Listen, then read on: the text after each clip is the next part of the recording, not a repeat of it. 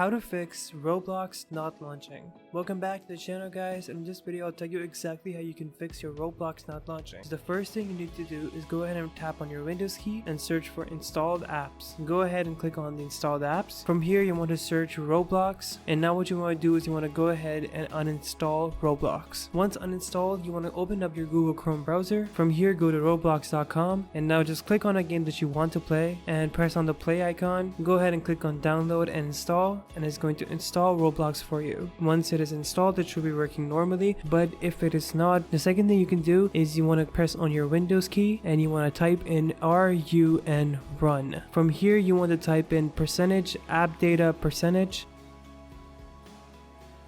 and now click on OK. Now it will direct you to the app data roaming section. You actually want to back out of that folder, and now you want to go into local. From here go on and find Roblox.